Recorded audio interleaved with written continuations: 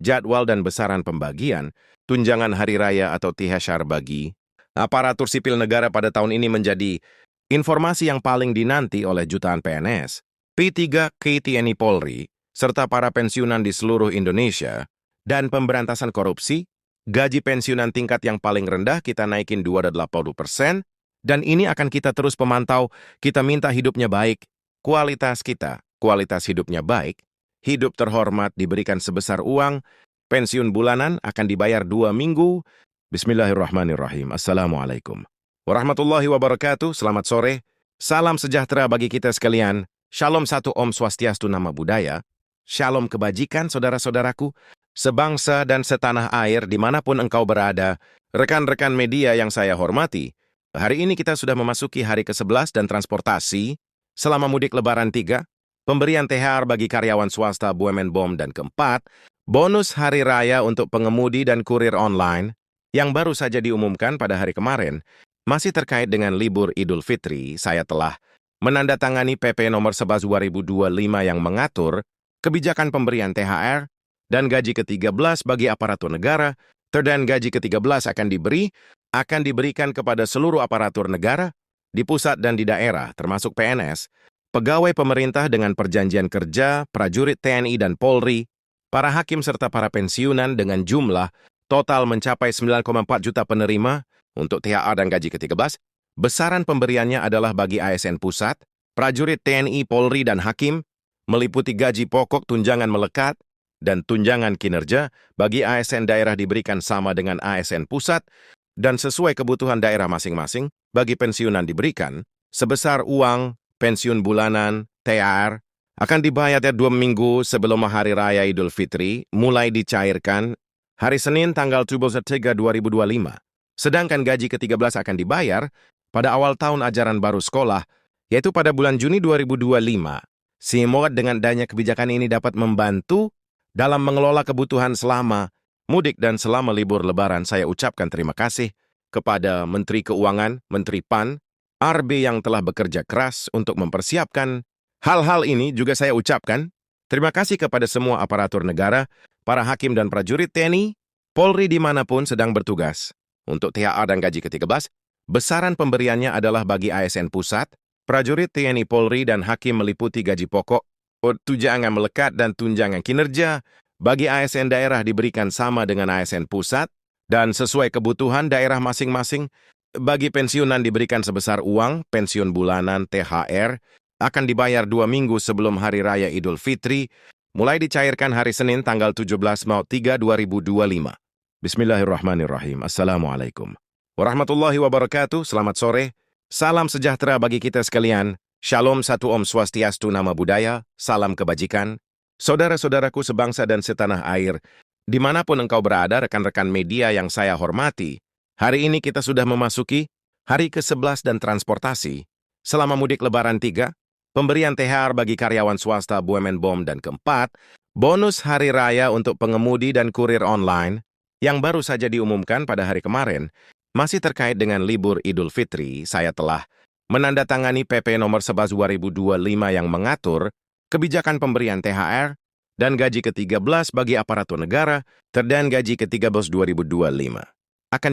Akan diberikan kepada seluruh aparatur negara di pusat dan di daerah, termasuk PNS, pegawai pemerintah dengan perjanjian kerja, prajurit TNI dan Polri, para hakim serta para pensiunan, dengan jumlah total mencapai 9,4 juta penerima untuk THR dan gaji ke-13.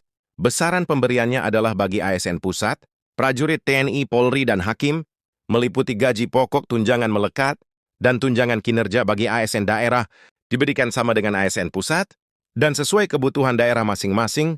Bagi pensiunan diberikan sebesar uang pensiun bulanan THR akan dibayar 2 minggu sebelum Hari Raya Idul Fitri, mulai dicairkan hari Senin tanggal 17 Maret 2025. Sedangkan gaji ke-13 akan dibayar pada awal tahun ajaran baru sekolah, yaitu pada bulan Juni 2025. Semoga dengan adanya kebijakan ini dapat membantu dalam mengelola kebutuhan selama mudik dan selama libur Lebaran. Saya ucapkan terima kasih kepada Menteri Keuangan, Menteri PAN, RB yang telah bekerja keras untuk mempersiapkan hal-hal ini. Juga saya ucapkan Terima kasih kepada semua aparatur negara, para hakim dan prajurit TNI Polri dimanapun sedang bertugas. Terima kasih. Wassalamualaikum warahmatullahi wabarakatuh. Salam sejahtera bagi kita sekalian. Shalom salve om santi, santi santi om. Nama budaya salam terasentani. Polri dan pensiunan dibagikan pada min 15 sampai dengan min 10 lebaran. Biasanya cairan dilakukan secara bertahap melalui rekening masing-masing penerima. Pemerintah akan merilis peraturan pemerintah untuk menetapkan jadwal pencairan serta besaran. Dikutip dari situs Kemenko, komponen THR yang bersumber dari APBN terdiri dari gaji pokok, tunjangan keluarga, tunjangan pangan, tunjangan jabatan atau umum dan tunjangan kinerja. Adapun guru dan dosen yang masih ada penerimaan tunjangan kinerja, maka dapat diberikan tunjangan profesi guru atau tunjangan profesi dosen yang diterima dalam 1 bulan. Sementara itu, untuk CPNS komponennya sama, kecuali gaji pokok yaitu sebesar 80% jika merujuk kebijakan tahun sebelumnya, diberikan 100% tanpa potongan, namun komponen tunjangan kinerja tetap menunggu kebijakan pemerintah pusat, jenis tunjangan insentif kerja, tunjangan risiko dan bahaya, tunjangan pengamanan, tunjangan khusus wilayah seperti Papua dan daerah perbatasan, serta tunjangan khusus lainnya, dikecualikan dari perhitungan besaran THR. Adapun besaran pasti THR PNS 2026 akan disesuaikan dengan golongan dan masa, kerja jabatan struktural atau fungsional, serta instansi pusat atau daerah. Ini menyangkut hak, menyangkut kepastian, dan menyangkut angka yang nilainya tidak kecil, bahkan bisa menjadi kabar yang sudah lama Bapak Ibu tunggu. Beberapa hari terakhir, beredar informasi tentang alokasi anggaran sebesar 5,5 triliun rupiah yang disiapkan pemerintah untuk pembayaran THR 2026, sekaligus berkaitan dengan rapel pensiunan, yang akan dibayarkan secara bertahap. Angka ini bukan angka kecil. Dan ketika angka sebesar itu disebutkan dalam satu pemberitaan resmi, tentu muncul banyak pertanyaan. Apakah benar sudah dialokasikan? Siapa dia saja yang menerima, kapan cairnya? Dan yang paling penting, apakah pensiunan termasuk di dalamnya? Hari ini kita akan membahas semuanya secara runtut, perlahan dan jelas, supaya tidak ada salah paham, supaya tidak ada harapan yang berlebihan, dan supaya Bapak Ibu memahami duduk perkaranya secara utuh. Pertama, mari kita pahami konteksnya. Pemerintah, melalui pernyataan resmi dalam rapat bersama DPR, menyampaikan bahwa telah disiapkan anggaran sekitar 55 triliun rupiah untuk kebutuhan pembayaran THR 2026. Anggaran ini masuk dalam proyeksi belanja pemerintah pada triwulan pertama 2026.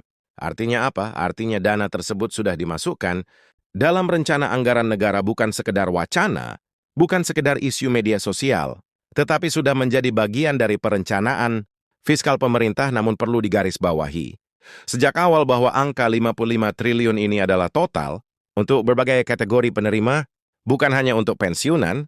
Di dalamnya termasuk ASN aktif P3K, prajurit TNI, anggota Polri, serta para pensiunan. Kenapa ini penting untuk dipahami sejak awal? Karena seringkali terjadi kesalahpahaman di masyarakat, seolah-olah seluruh angka tersebut hanya untuk satu kelompok tertentu, padahal tidak demikian. Anggaran tersebut bersifat menyeluruh untuk seluruh kategori yang memang secara regulasi berhak menerima THR. Sekarang kita masuk pada pertanyaan berikutnya. Kapan THR 2026 diperkirakan cair? Jika mengacu pada pola tahun-tahun sebelumnya, terbiasanya dicairkan sekitar 10 hari kerja, sebelum THR Raya Idul Fitri. Berdasarkan perkiraan, kalender Idul Fitri 2026 diperkirakan jatuh sekitar tanggal 21 atau 22 Maret 2026. Jika perkiraan tersebut tidak berubah, maka kemungkinan besar pencairan THR bisa berlangsung di rentang tanggal 11 sampai 15 Februari 2026. Namun di sini kita harus berhati-hati, karena setiap pencairan THR tetap menunggu terbitnya peraturan pemerintah atau PP resmi yang biasanya diterbitkan menjelang Ramadan atau menjelang Lebaran. Tanpa PP tersebut, pencairan belum bisa dilakukan secara administratif. Jadi walaupun anggaran sudah disiapkan, regulasi tetap menjadi kunci pelaksanaan. Sekarang kita masuk pada bagian yang paling ditunggu oleh Bapak Ibu pensiunan. Bagaimana dengan rapel pensiun?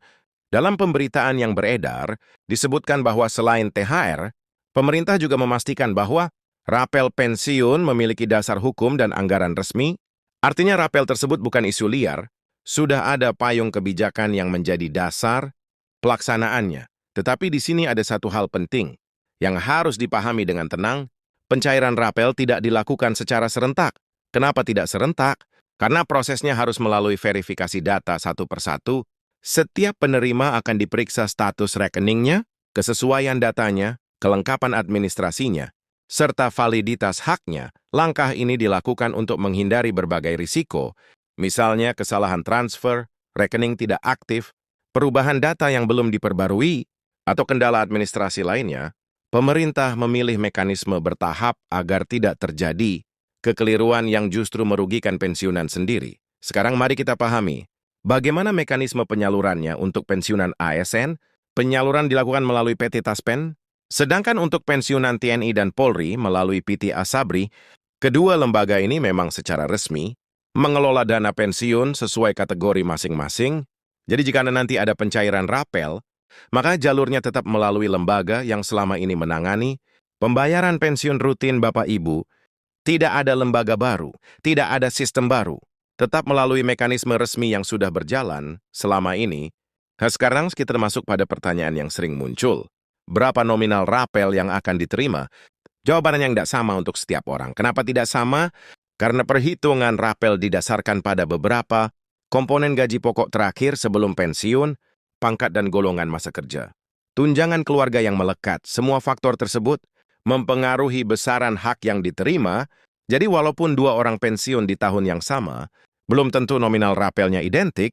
Inilah yang sering membuat perbandingan antar pensiunan menjadi kurang tepat karena setiap individu memiliki riwayat karir dan komponen penghasilan yang berbeda.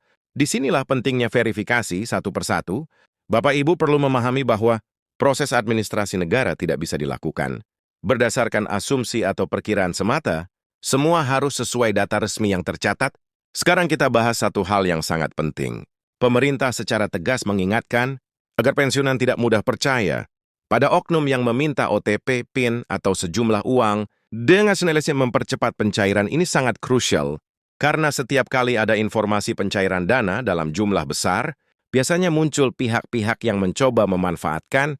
Situasi perlu ditegaskan, proses resmi tidak memerlukan biaya tambahan, tidak ada pungkuan, tidak ada percepatan berbayar, tidak ada sistem titip nama.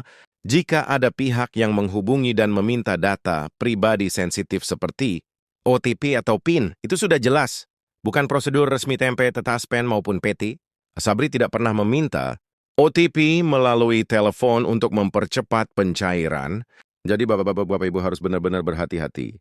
Sekarang kita rangkum sementara. Fakta pertama, anggaran 55 triliun sudah dialokasikan untuk THR 2002 ke-6 bagi aktif TNI Polri dan pensiunan. Fakta kedua, pencairan diperkirakan sekitar 10 hari kerja sebelum Lebaran 2002 ke-6 tetapi tetap menunggu PP resmi. Fakta ketiga, rapel pensiun memiliki dasar hukum dan akan dibayarkan melalui Taspen dan Asabri. Fakta keempat, pencairan rapel dilakukan bertahap karena proses verifikasi data.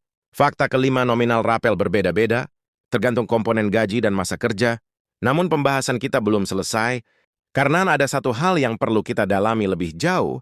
Bagaimana posisi anggaran 55 triliun ini dalam struktur belanja negara? Anggaran tersebut masuk dalam proyeksi belanja pemerintah triwulan pertama 2026 yang mencapai sekitar 8,9 triliun rupiah. Artinya dana ini menjadi bagian dari strategi belanja awal tahun. Biasanya pemerintah memang mempercepat realisasi belanja pada awal tahun untuk menjaga perputaran ekonomi. Ketika THR cair, daya beli meningkat, konsumsi rumah tangga naik, perputaran ekonomi daerah bergerak. Inilah efek berantai yang selalu diharapkan dari kebijakan, pencairan THR dan pensiunan, termasuk bagian penting dari siklus ekonomi tersebut, karena sebagian besar dana pensiun dan THR langsung dibelanjakan untuk kebutuhan keluarga, kebutuhan Ramadan, serta kebutuhan menjelang Lebaran. Itulah mengapa pemerintah biasanya memastikan pencairan dilakukan sebelum hari raya. Namun sekali lagi, kita tidak boleh hanya fokus pada euforia angka 55 triliun. Kita harus tetap menunggu regulasi resmi, kita harus tetap memantau pengumuman resmi dari pemerintah, dan kita harus tetap berhati-hati terhadap informasi yang belum terverifikasi, Bapak Ibu. Sampai di sini mungkin sudah mulai muncul rasa lega, tetapi jangan terburu-buru menyimpulkan, karena dalam kebijakan fiskal negara, setiap detail memiliki tahapan, dan pada bagian berikutnya nanti, kita akan membahas lebih dalam mengenai kemungkinan skema pembayaran, rapel tahap pertama 2026, bagaimana pola tahun-tahun sebelumnya, serta apa yang perlu Bapak Ibu siapkan dari sekarang agar proses pencairan berjalan lancar tanpa kendala administrasi. Kita juga akan membedah kemungkinan waktu realisasi. Rapel apakah bersamaan dengan THR atau terpisah dalam jadwal berbeda, semua itu akan kita bahas secara rinci di bagian selanjutnya. Untuk saat ini, pastikan Bapak Ibu memahami satu hal penting. Informasi ini memang membawa kabar baik, tetapi pelaksanaannya tetap bergantung pada regulasi resmi dan proses administrasi yang tertib, dan justru karena ini menyangkut hak Bapak Ibu,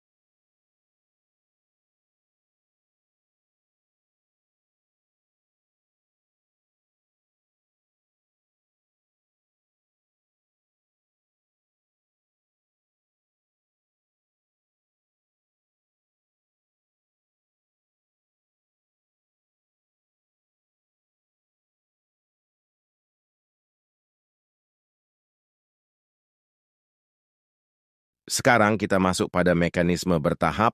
Banyak Bapak Ibu bertanya, kenapa tidak langsung serentak saja? Jawabannya sederhana, tetapi penting. Jumlah pensiunan di Indonesia sangat besar, datanya tersebar di berbagai daerah. Status rekening tidak semuanya aktif. Ada yang pindah bank, ada yang mengganti nomor rekening. Ada yang belum memperbarui data keluarga, ada yang mengalami perubahan status ahli waris. Semua ini harus diverifikasi. Jika dipaksakan serentak tanpa verifikasi detail, risiko kesalahan transfer sangat besar, dan kesalahan dalam transfer dana, negara bukan perkara kecil. Proses koreksinya bisa memakan waktu lebih lama. Karena itu pemerintah memilih mekanisme bertahap. Tahap pertama biasanya diberikan kepada data yang sudah berinti dan terverifikasi penuh. Tahap berikutnya menyusul setelah data tambahan selesai. Diverifikasi, inilah yang perlu dipahami, supaya tidak muncul kesalahpahaman ketika ada yang menerima. Lebih dulu dan ada yang belum sekarang. Kita bahas kemungkinan skema tahap pertama 2028 SAM walaupun belum ada jadwal rinci resmi. Pola umum biasanya seperti ini. Tahap awal diberikan kepada penerima yang data, rekeningnya aktif, tidak ada perubahan administrasi. Siap nanda penyesuaian ahli waris, siap ada sengketa data, dan sudah sinkron dalam sistem Taspen atau Asabri, sementara yang datanya masih perlu konfirmasi. akan masuk gelombang berikutnya. Jadi jika nanti Bapak Ibu melihat ada rekan pensiunan yang menerima lebih dulu, jangan langsung panik. Jangan langsung berasumsi ada pilih kasih. Bisa jadi perbedaannya hanya di kelengkapan administrasi. Sekarang kita masuk pada bagian yang lebih teknis. Bagaimana cara memastikan data kita aman dan siap? Diverifikasi, pertama pastikan rekening yang digunakan untuk menerima pensiun rutin masih aktif. Kedua, pastikan tidak ada perubahan data keluarga yang belum dilaporkan, misalnya perubahan status pasangan atau tanggungan. Ketiga, jika pernah mengganti rekening atau cabang bank, pastikan pembaruan datanya sudah tercatat resmi di sistem pengelola pensiun. Keempat, hindari memberikan data pribadi sensitif kepada pihak yang tidak jelas identitasnya, karena dalam proses verifikasi resmi, lembaga pengelola biasanya menggunakan data internal yang sudah ada, bukan meminta OTP melalui telepon. Sekarang kita masuk pada perhitungan nominal. Seperti yang sudah dijelaskan di bagian pertama, besaran rapel bergantung pada gaji pokok terakhir golongan masa kerja, tunjangan keluarga. Jika kenaikan yang berlaku surut mencakup beberapa bulan, maka rapel dihitung berdasarkan jumlah bulan tersebut, dikalikan selisih kenaikan per bulan. Contohnya jika ada kenaikan yang berlaku mulai Januari, tetapi PP baru terbit di Maret, maka selisih Januari dan Februari menjadi rapel. Namun angka pastinya tentu berbeda tiap individu, karena itu jangan mudah percaya pada angka rata-rata yang beredar di media sosial. Setiap orang memiliki perhitungan unik sesuai riwayat karirnya. Sekarang kita bahas satu isu yang sering memicu keresahan. Bagaimana jika rapel tidak cair bersamaan dengan THR? Apakah berarti dibatalkan? Jawabannya tidak. Selama dasar hukum dan anggaran sudah ada, hanya soal waktu teknis pencairan, karena dalam sistem keuangan negara pencairan dana tidak bisa dilakukan tanpa proses administrasi lengkap. Kadang publik melihat anggaran sudah disebutkan, lalu berharap dana langsung masuk dalam hitungan hari. Padahal, antara pengumuman anggaran dan realisasi pencairan ada tahapan teknis. Mulai dari penerbitan PP penetapan teknis, penyesuaian sistem pembayaran, sinkronisasi data, baru kemudian eksekusi transfer. Semua tahapan ini memerlukan waktu, dan justru karena jumlah dananya besar, kehati-hatian menjadi prioritas. Sekarang mari kita lihat dari sudut pandang ekonomi nasional, kenapa pemerintah memastikan THR dan rapel tetap dibayarkan. Karena menjelang Ramadan dan Lebaran, konsumsi masyarakat meningkat, pemerintah ingin menjaga daya beli, tetap stabil, THR dan pembayaran tambahan. Seperti rapel berfungsi sebagai stimulus ekonomi. Ketika pensiunan menerima dana tambahan, biasanya dana tersebut langsung digunakan untuk kebutuhan pokok belanja Ramadan, kebutuhan keluarga dan lain-lain. Perputaran ekonomi daerah ikut bergerak, itulah sebabnya pencairan biasanya diatur sebelum hari raya. Namun kembali lagi, jadwal pastinya tetap menunggu regulasi resmi. Sekarang kita masuk pada hal yang tidak kalah penting, bagaimana menghadapi informasi yang simpang siur di era sekarang. Satu potongan informasi bisa menyebar sangat cepat, kadang judulnya besar, angkanya fantastis, tetapi detailnya tidak dijelaskan. Karena itu Bapak Ibu perlu membiasakan diri membaca informasi sampai tuntas. Bukan hanya judul, pastikan sumbernya jelas, pastikan ada pernyataan resmi, pastikan ada regulasi yang menjadi dasar. Jangan langsung percaya pada pesan berantai yang menyebut tanggal pasti sebelum ada PP, dan jangan pernah memberikan data pribadi hanya karena ada yang mengaku bisa mempercepat pencairan. Sekarang sebelum kita masuk ke bagian ketiga nanti, mari kita simpulkan pembahasan bagian kedua ini. Rapel adalah hak akibat kebijakan yang berlaku surut. Pencairannya bertahap karena verifikasi data tidak selalu bersamaan dengan THR. Nominalnya berbeda tiap individu. Prosesnya melalui Taspen dan Asabri sesuai kategori, dan pelaksanaannya tetap menunggu regulasi resmi. Di bagian ketiga nanti, kita akan membahas lebih dalam mengenai potensi timeline realistis pencairan, skenario terbaik dan terburuk, serta bagaimana strategi menghadapi jika terjadi keterlambatan administratif, agar Bapak Ibu tetap tenang dan tidak terpengaruh isu liar. Jika sudah siap, tulis part 3, dan kita lanjutkan ke pembahasan terakhir. Yang paling krusial setelah part 3, kita masuk ke bagian terakhir. Dan ini bagian yang paling krusial. Karena setelah kita membahas anggaran, membahas mekanisme, membahas verifikasi, sekarang pertanyaannya tinggal satu. Secara realistis kapan benar-benar bisa diterima? Dan bagaimana jika ternyata tidak sesuai ekspektasi Bapak Ibu? Disinilah pentingnya kita bersikap tenang dan rasional. Pertama, kita harus memahami pola kebijakan pemerintah. Dalam beberapa tahun terakhir, setiap kali ada pengumuman anggaran THR, prosesnya selalu melewati tahapan yang hampir sama. Pengumuman alokasi anggaran, pembahasan bersama DPR, penyusunan dan penerbitan peraturan pemerintah PP, penyesuaian sistem di kementerian dan lembaga terkait, sinkronisasi data di Taspen dan Asabri, baru kemudian pencairan dilakukan. Artinya, antara pengumuman dan uang masuk ke rekening, selalu ada jarak waktu administratif. Nah, untuk 2026, jika kita menggunakan pendekatan realistis, maka skenarionya kurang lebih seperti ini.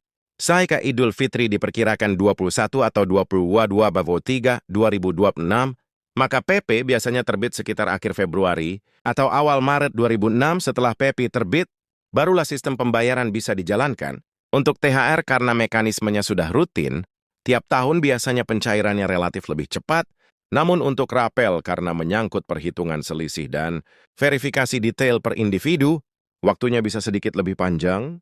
Sekarang kita masuk ke kemungkinan skenario. Skenario pertama, skenario ideal, PP terbit tepat waktu, data pensiunan sudah bersih dan sinkron, sistem pembayaran siap, maka THR cair sekitar 11 pilar 15/3 DC 2020, nanah dan rapel tahap pertama, bisa menyusul dalam waktu berdekatan, mungkin di bulan yang sama atau tidak lama setelahnya. Ini skenario terbaik. Skenario kedua, skenario realistis, tercair sesuai jadwal sebelum Lebaran. Namun rapel membutuhkan waktu tambahan. Karena verifikasi belum selesai untuk semua penerima, maka rapel tahap pertama bisa cair setelah Lebaran. Secara bertahap. Ini bukan pembatalan, ini hanya soal ritme administrasi. Skenario ketiga, skenario administratif lambat. PP terbit sedikit lebih lambat dari perkiraan, sistem perlu penyesuaian teknis tambahan, maka THR tetap diusahakan cair sebelum Lebaran, tetapi rapel mungkin bergeser lebih jauh ke kuartal berikutnya. Semua ini tetap dalam koridor anggaran yang sudah disiapkan. Kenapa kita perlu membahas kemungkinan ini? Supaya Bapak Ibu tidak membangun ekspektasi yang terlalu tinggi pada satu tanggal tertentu sebelum ada keputusan resmi, karena seringkali yang membuat kecewa bukan kebijakannya tetapi ekspektasi yang terlalu cepat. Sekarang mari kita bahas hal yang jarang dibicarakan. Apa yang bisa membuat rapel tertunda untuk sebagian orang? Pertama, rekening tidak aktif. Kedua, perbedaan data antara sistem pusat dan data bank. Ketiga, perubahan status keluarga yang belum diperbarui. Keempat, kesalahan penulisan nama atau nikah yang belum dikoreksi. Kelima, proses ahli waris yang masih dalam tahap administrasi. Hal-hal seperti ini terlihat kecil, tetapi dalam sistem keuangan negara, satu digit yang berbeda bisa membuat transfer tertahan. Itulah mengapa pemerintah menekankan proses verifikasi satu persatu. Sekarang kita bicara soal ketenangan. Bapak Ibu pensiunan adalah kelompok yang sangat bergantung pada kepastian bulanan. Ketika ada kabar tambahan seperti rapel, wajar jika muncul harapan besar.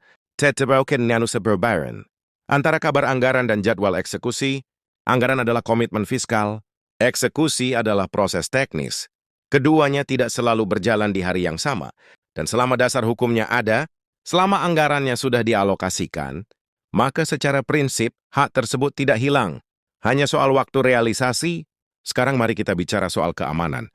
Menjelang pencairan dana besar, biasanya penipuan meningkat. Ada yang mengaku pegawai Taspen, ada yang mengaku pegawai Asabri, ada yang mengirim pesan meminta OTP, ada yang menjanjikan percepatan cair dengan imbalan biaya. Sekali lagi, prosedur resmi tidak pernah meminta biaya tambahan, tidak pernah meminta OTP melalui telepon, tidak pernah meminta PIN ATM. Jika ada yang menghubungi dengan pola seperti itu, sudah jelas bukan prosedur resmi.